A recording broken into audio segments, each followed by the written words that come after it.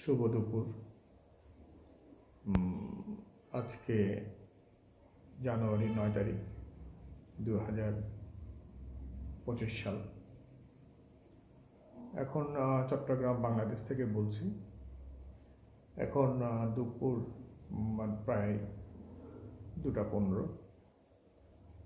যে বিষয়টা নিয়ে আজকে আলাপ করব সেটা হচ্ছে যে কোনো কারণে আমরা দেখছি যে দক্ষিণ এশিয়ার যে রাজনীতি, সেই রাজনীতি এখন যথেষ্ট পরিমাণ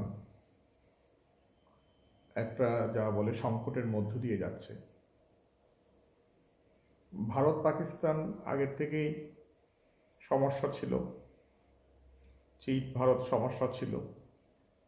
তার মধ্যে আমরা হঠাৎ করে দেখলাম শ্রীলঙ্কার রাজনৈতিক উত্থান পতন। শ্রীলঙ্কার রাজনৈতিক উত্থান পতনের পরে আমরা হঠাৎ করে দেখলাম মালদ্বীপের মইজু সরকারের ইন্ডিয়া আউট স্লোগান। এরপরে বাংলাদেশে একটা পট পরিবর্তন হলো, শেখ হাসিনা বিদায় নিল এবং বাধ্য হলো পার্শ্ববর্তী ভারতে গিয়ে আশ্রয় নিতে। আবার আমরা দেখলাম গত কিছুদিন যাবৎ আরাকান রাজ্য, আরাকান আর্মি, তারা আরাকান স্বাধীনতার পথে, যে কোনো সময় হয়তো আরাকান স্বাধীনতা ঘোষণা হতে পারে।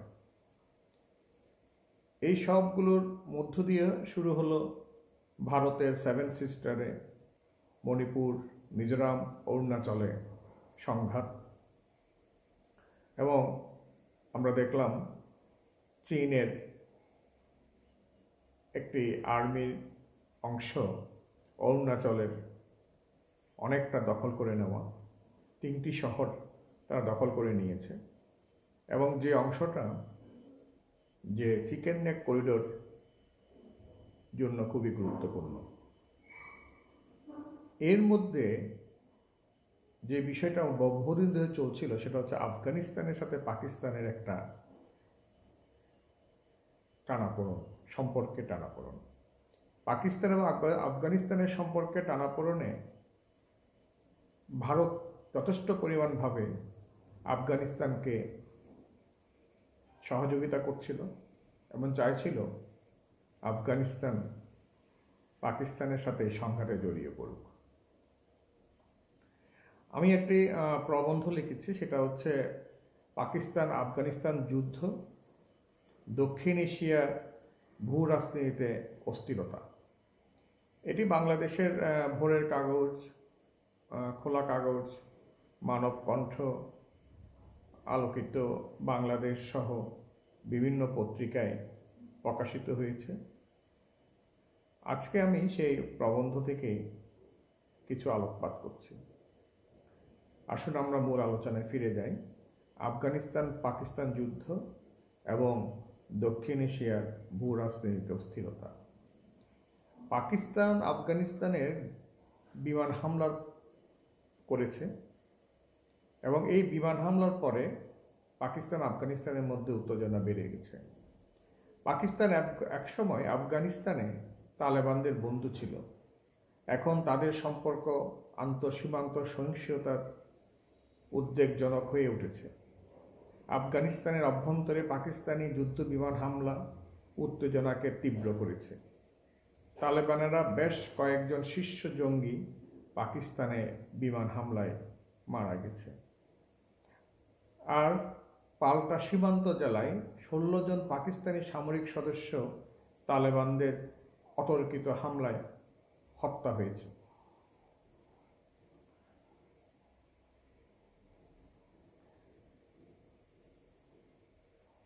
আফগানিস্তানে তালেবান সরকার বলেছে যে পাকিস্তানের শরণার্থী পরিবার সহ হামলায় কয়েক ডজন বেসামরিক লোক মারা গেছে। তালেবান সরকার আফগান সার্বভৌমত্বের স্পষ্ট লঙ্ঘন হিসেবে পাকিস্তানি বিমান হামলার জন্য নিন্দা করেছে এবং বলেছে যে তারা পাকিস্তানের অভ্যন্তরে বেশ কয়েকটি পয়েন্টে আক্রমণ করে এর প্রতিশোধ নেবে বা প্রতিশোধ নিয়েছে। পাকিস্তানের কর্মকর্তারা আনুষ্ঠানিকভাবে ওই হামলার বিষয়ে কোনো মন্তব্য করেননি। পাকিস্তানের সামরিক বাহিনী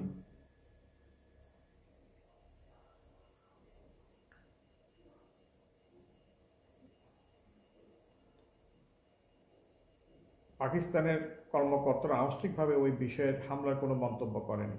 পাকিস্তানের সামরিক বাহিনী আফগানিস্তানের পাকতিকা প্রদেশে বিমান হামলায় ওয়াজিস্তান অঞ্চলের শরণার্থীদের একটি জেলায় নারী ও শিশুসহ ৪৬ জনকে নিহত করেছে এবং ৬ জন আহত হয়েছে। জাতিসংঘের শিশু তহবিল বা ইউনিসেফ বলেছে যে বিমান হামলায় কমপক্ষে ২০ জন শিশু নিহত হয়েছে এবং আফগানিস্তানে জাতিসংঘের সহায়তা মিশন বা নামা দায়ীদের শাস্তি দাবি জানিয়েছে। ঘটনা তদন্তেরও তারা আহ্বান জানিয়েছে। কিন্তু হঠাৎ করে আফগানিস্তানে হামলা চালালো পাকিস্তান কেন? সংবাদ মাধ্যম সূত্রে জানা গেছে, বর্তমান পাকিস্তানের অন্যতম মাথা ব্যথার কারণ তেহরিক-ই-তালিবান পাকিস্তান বা টিটিপি জঙ্গিরা। পাকিস্তানের বালুচিস্তান সহ নানা জায়গায় এই সংগঠনের হামলায় বিরাট ক্ষয়ক্ষতির মুখে পড়তে হয়েছে পাকিস্তানকে। চীন পাকিস্তান অর্থনৈতিক করিডোর বা সিপিইসি আওতায় রাস্তা তৈরির কাজও ব্যাহত হচ্ছে এই টিটিপি জঙ্গিদের কারণে। লাগাতার জঙ্গি হামলাও জারি রয়েছে। পাকিস্তানের অভিযোগ, এই সংগঠনের জঙ্গিরা পাকিস্তানে হামলা চালিয়ে আফগানিস্তানে ঢুকে পড়ে। তারা পাকিস্তানে হামলা চালায় আফগানিস্তান থেকে এসে, আবার তারা পালিয়ে হামলার পরে আফগানিস্তান ঢুকে পড়ে। ওয়াজিস্তানে শরণার্থীরা এই জঙ্গি সংগঠনের সঙ্গে যুক্ত বলে পাকিস্তানের অভিযোগ। মনে করা হচ্ছে এর জেরেই পাকিস্তান হামলা করেছে আফগানিস্তানে। ২০২১ সালে আগস্টে তালেবানের ক্ষমতায় ফিরে আসার পর থেকে আফগানিস্তানের মাটিতে পাকিস্তানি সামরিক বাহিনীর এটি তৃতীয় কোনো বড় অভিযান। গত বছর দ্বিতীয় অভিযানটি ছিল বিমান হামলা। পাকিস্তানের কর্মকর্তারা তালেবানদের টিটিপিকে আশ্রয় দেওয়ার জন্য অভিযুক্ত করে আসছে আফগানিস্তানকে, যা তালেবান নেতারা অস্বীকার করেছে। পাকিস্তানি কর্মকর্তারা আফগানিস্তানে অনুপ্রবেশকে টিটিপি প্রতিরোধের জন্য অপরিহার্য বলে মনে করে থাকে। কারণ পাকিস্তানি কর্মকর্তারা বলেছে, বেইজিংয়ের অবকাঠামো বিনিয়োগ কর্মসূচি বেল্ট অ্যান্ড রোড ইনিশিয়েটিভের অধীনে প্রকল্পে জড়িত পাকিস্তানি নাগরিক এবং সৈন্যদের পাশাপাশি চীনা নাগরিকদের ওপর হামলা প্রতিরোধের জন্য এই অভিযান অপরিহার্য ছিল। এটা আমাদের জন্য একটি সীমারেখা। যদি টিটিপি সেখানে বা আফগানিস্তান থেকে হামলা করে, এটা গ্রহণযোগ্য নয়। আমরা যে কোনো মূল্যে পাকিস্তানের সার্বভৌমত্ব রক্ষা করব, এই কথাটি বলেছেন পাকিস্তানের প্রধানমন্ত্রী শেহবাজ শরীফ গত শুক্রবার। তিনি সরকারি মন্ত্রীদের সঙ্গে বৈঠকের সময় আফগানিস্তানের কথা উল্লেখ করে এই কথাগুলো বলেছিলেন। আফগানিস্তানের সীমান্তবর্তী খাইবার পাখতুনখোয়ার দায়িত্ব পালনকারী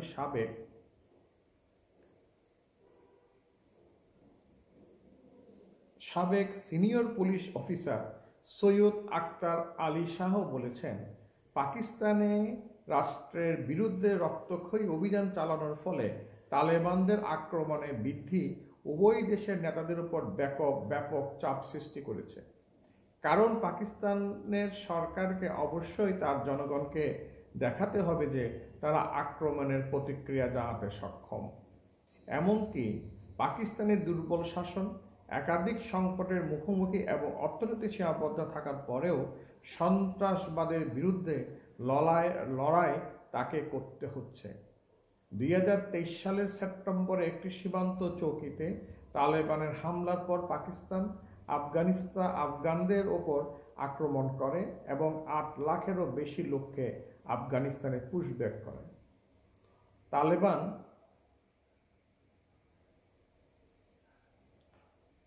তালেবানকে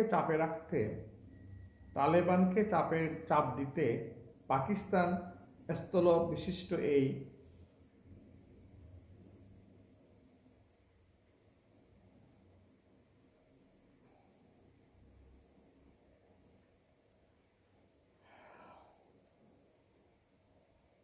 তালেবানকে চাপ দিতে পাকিস্তান স্থল বেষ্টিত আফগানিস্তানের বাণিজ্য নিষেধাজ্ঞা আরোপ করে রেখেছে।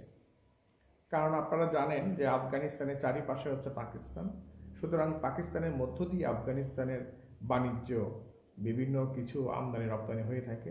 পাকিস্তান আফগানিস্তানের এই বাণিজ্যটাকে বন্ধ করে রেখেছে। পাকিস্তান দাবি করেছে যে তালেবানরা টিটিপির বিরুদ্ধে ব্যবস্থা নিক, কিন্তু তালেবান আফগানদের মধ্যে জাতীয়তাবাদী অনুভূতি জাগিয়ে তুলেছে। তালেবানরা আশঙ্কা করছে যে টিটিপির ওপর পাকিস্তান সেনাবাহিনীর একটি সর্বাত্মক আক্রমণ হতে পারে। টিটিপি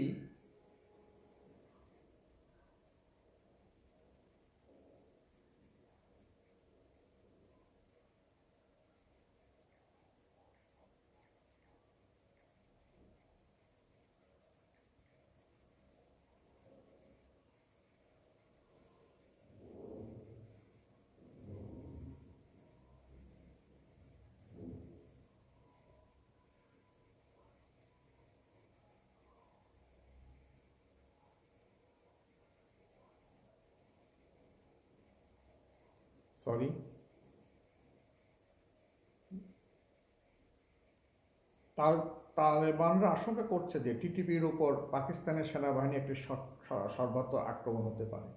টিটিপি সংগঠনটি জেহাদিদের বিশ্বাসী এবং জঙ্গি সংগোষ্ঠী, যা আইএসআইএসকে নামে পরিচিত, যারা বর্তমানে তালেবান প্রশাসনের জন্য ক্রমবর্ধমান হুমকি হয়ে দাঁড়িয়েছে। আসলে মার্কিন যুক্তরাষ্ট্রের প্রত্যাহার কাবুলে আশরাফ ঘানির প্রশাসনের পতনের সূচনা করেছিল, যাকে পাকিস্তান সরকার পাকিস্তানের চিরপ্রতিদ্বন্দ্বী ভারতের সমর্থনকারী হিসাবে দেখে থাকে।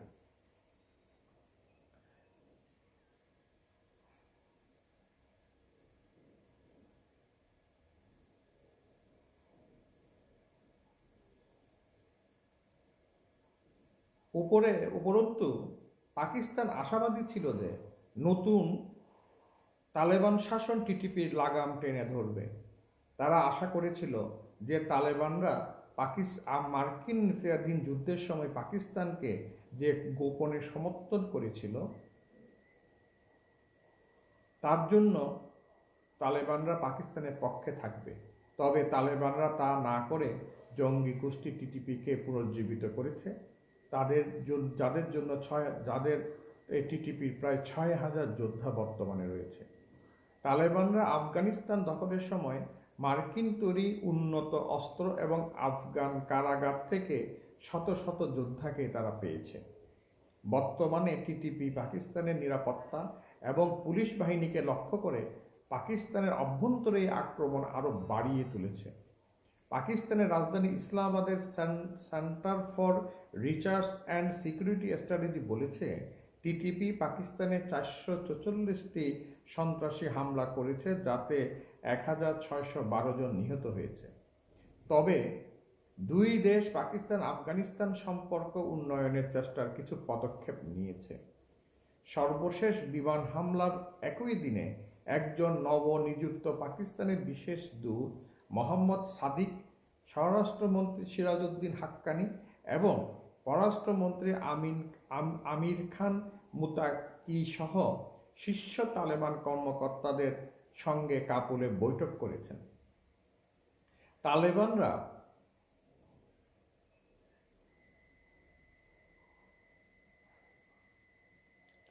তালেবানরা টিটিপিকে পুনর্বাসনের প্রস্তাব করেছে, যার ফলে মধ্য আফগানিস্তানের জঙ্গিরা তাদের সীমান্ত অঞ্চল থেকে দূরে সরে যাবে। সাম্প্রতিক বছরগুলোতে পাকতিকা এবং প্রতিবেশী আফগান প্রদেশে বেশ কয়েকটি পাকিস্তানের অপারেশনের কারণে টিটিপি প্রধান ও অনেক জঙ্গি নিহত হয়েছে। তাদের মধ্যে ওমর খালিদ খোরাসানি ছিলেন একজন শীর্ষ কমান্ডার, যিনি ২০২২ সালে রাস্তার পাশে পাকিস্তানের বোমা হামলায় মারা গিয়েছিলেন। পাকিস্তানি তালেবানের হামলা সাম্প্রতিক পদক্ষেপ টিটিপির সঙ্গে তালেবানের সম্পর্ককে ব্যাহত করেছে এবং ইসলামিক স্টেট খোরাসান প্রদেশের আইএসকেপি মতো অন্যান্য চরম গোষ্ঠীর উদ্ভব এর ফলে ঘটতে পারে। 2022-এ পাকিস্তান যে রাজনৈতিক আভ্যন্তরিক দ্বন্দ্ব তৈরি করেছে তাতে ইন্ধন জুগিয়েছে টিটিপি। পাকিস্তানি সামরিক বাহিনী তালেবানের হামলার তীব্র সমালোচনা করেছে। তীব্র সমালোচনা করে ইমরান খান, যিনি এখনও কারাগারে রয়েছেন। গত 20 বছর ধরে 40টিরও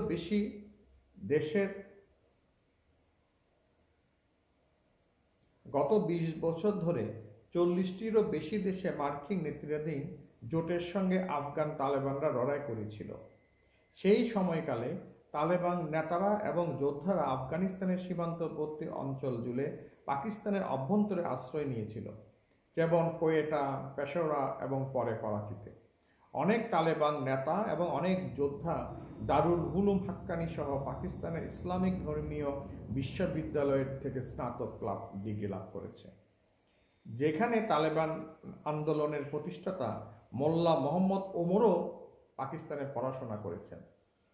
এই পটভূমিতে এই সপ্তাহে পাকিস্তান সামরিক বাহিনী আফগানিস্তানের অভ্যন্তরে বিমান হামলা চালিয়ে দ্বিপাক্ষিক সম্পর্কের অবনতি করেছে, যা ইসলামাবাদ এবং আফগান তালেবানের মধ্যে উত্তেজনার প্রমাণ।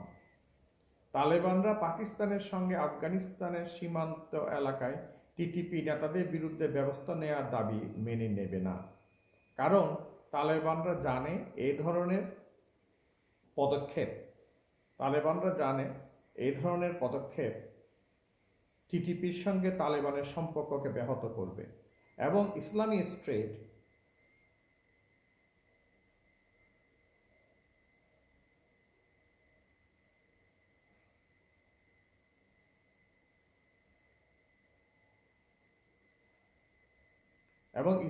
স্টেট খোরাসান প্রদেশের মতো অন্যান্য চরম গোষ্ঠীর উদ্ভব ঘটাবে।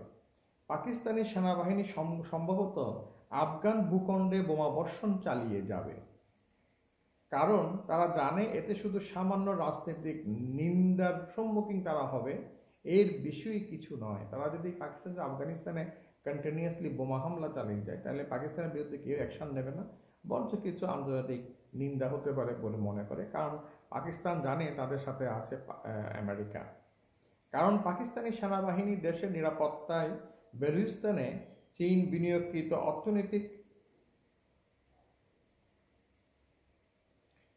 বিনিয়োগকৃত অর্থনৈতিক প্রকল্প সহ জঙ্গিবাদের বিরুদ্ধে লড়াই এবং দেশের অবকাঠামো রক্ষায় প্রচণ্ড চাপের মধ্যে রয়েছে। পাকিস্তানি সেনাবাহিনী আফগান ভূখণ্ডে আক্রমণ করে পাকিস্তানি জনগণের কাছে একটি রাজনৈতিক বার্তা দিতে চায় যে পাকিস্তানি সেনাবাহিনী শত্রুদের মোকাবেলা করতে সক্ষম। এদিকে আফগানিস্তানের তালেবান সরকার জানে যে সংগঠিত পাকিস্তানি সেনাবাহিনীর বিরুদ্ধে যুদ্ধ করার জন্য কোনো আন্তর্জাতিক রাষ্ট্রগুলো তাদের সাহায্য করবে না। যদিও তালেবান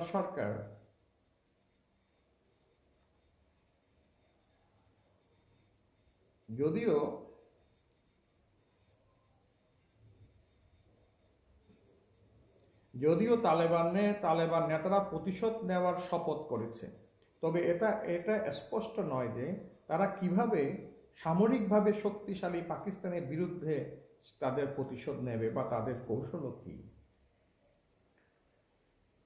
মনে রাখতে হবে যে স্থলবেষ্টিত আফগানিস্তানের বেশিরভাগ বাণিজ্য পাকিস্তানের মধ্য দিয়েই হয়। যাই হোক, আফগানিস্তানের অভ্যন্তরে পাকিস্তানের সামরিক হামলা আফগান জনগণের মধ্যে পাকিস্তান বিরোধী মনোভাবকে জাগিয়ে তুলেছে। তাতে পাকিস্তানি পাশতুনরা আরও বিচ্ছিন্ন হবে। মার্চ 2024-এ একজন সিনিয়র তালেবান সামরিক নেতা বলেছিলেন যে যুক্তরাষ্ট্র আফগান আকাশসীমায় ওপর নিয়ন্ত্রণ বজায় রেখেছে, এবং আমরা জানি যে পাকিস্তানে যুক্তরাষ্ট্রে একটি ড্রোন ঘাঁটি আছে, যেখান থেকে ড্রোন উড়িয়ে তারা বিভিন্ন এই এশিয়ার দেশের উপর গোয়েন্দা নজরদারি করে। এবং তিনি বলেছেন যে আফগান আকাশে মার্কিন ড্রোন দেখা যায়।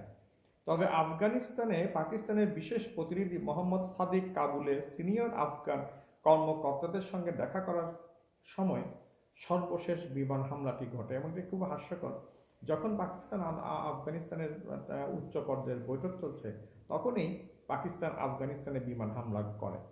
গত বছরের ফেব্রুয়ারিতে পাকিস্তানের প্রতিরক্ষা মন্ত্রী এবং গোয়েন্দা সংস্থা ইন্টার সার্ভিস ইন্টেলিজেন্স বা ISI প্রধানের সঙ্গে প্রধানের সফর সহ উভয় দেশ গত উচ্চ পর্যায়ের কূটনৈতিক বৈঠক করেছে। 3 মাস আগে আফগানিস্তানের ভারপ্রাপ্ত পররাষ্ট্রমন্ত্রী আমির খান মুত্তাকি ইসলামাবাদ সফর করেন, যেখানে তিনি পাকিস্তানের সেনাপ্রধান জেনারেল আমির মুনিরের সঙ্গেও আলোচনা করেছেন। এই প্রচেষ্টা সত্ত্বেও পাকিস্তানের অভ্যন্তরে সহিংসতা অব্যাহত রেখেছে টিটিপি। পাকিস্তানের স্বরাষ্ট্র মন্ত্রকের মতে এই বছরের প্রথম 10 মাসে 1500টিরও বেশি সহিংস ঘটনায় কমপক্ষে 924 জন নিহত হয়েছে, যার মধ্যে 570 জন আইন প্রয়োগকারী কর্মী এবং 351 জন বেসামরিক লোক রয়েছে। Pakistan institute of conflict and সিকিউরিটি স্ট্র্যাটেজিজে 2024 সালে 856টি হামলায় রিপোর্ট করেছে, যা 2023 সালের রেকর্ড করা 645টি ঘটনাকে ছাড়িয়ে গেছে। বার্তা সংস্থা রয়টার্স আফগান মন্ত্রকের উদ্ধৃতি দিয়ে বলেছে, পাকিস্তানের বেশ কয়েকটি পয়েন্টে আফগানিস্তান আক্রমণ করেছে, যা দক্ষিণ পূর্ব দিকে প্রতিশোধের লক্ষ্যবস্তু বলে মনে করা হচ্ছে। বিবৃতিটি পাকিস্তান থেকে উল্লেখ করা হয়েছে কিনা জানতে চাইলে আফগান কর্মকর্তারা বলেছেন, আমরা এটিকে পাকিস্তানের ভূখণ্ড বলে মনে করি না, তাই আমরা ভূখণ্ডটি নিশ্চিত করতে পারি না, তবে এটি আনুমানিক লাইনের অন্য দিকে ছিল। আফগানিস্তান দীর্ঘদিন ধরে ডুরাল লাইনে যুদ্ধ করছে, যা 19 শতকে ব্রিটিশদের দ্বারা চিহ্নিত একটি সীমানা, যা এখন আফগানিস্তান ও পাকিস্তানকে আলাদা করেছে এবং উপজাতীয় অঞ্চলগুলোর মধ্য দিয়ে গেছে। পাকিস্তানি সামরিক বাহিনী বা তার পররাষ্ট্র মন্ত্রণালয় হামলার বিষয়ে তাৎক্ষণিক কোনো মন্তব্য করেনি। সর্বশেষ বলা চলে 26শে ডিসেম্বর 2024 গভীর রাতে পাকিস্তানি জেট বিমানগুলো আফগানিস্তানের পাকতিকা প্রদেশের সীমান্তবর্তী বারমাল জেলায় অবস্থানগুলো লক্ষ্য করে আক্রমণ চালিয়েছিল। পাকিস্তান বলেছে যে লক্ষ্যবস্তুতে পাকিস্তান বেশিরভাগ সন্ত্রাসী হামলার জন্য দায়ী তেহরিকি তালেবান পাকিস্তান টিটিপি সন্ত্রাসীদের আস্তানাতে আক্রমণ করেছে। যদিও পাকিস্তানি কর্মকর্তারা দাবি করেছেন যে বিমান হামলায় 71 জন সন্ত্রাসী নিহত হয়েছে, আফগানিস্তানের তালেবান সরকার দাবি করেছে যে 46 জন নিহত হয়েছে, যাদের বেশিরভাগই মহিলা এবং শিশু।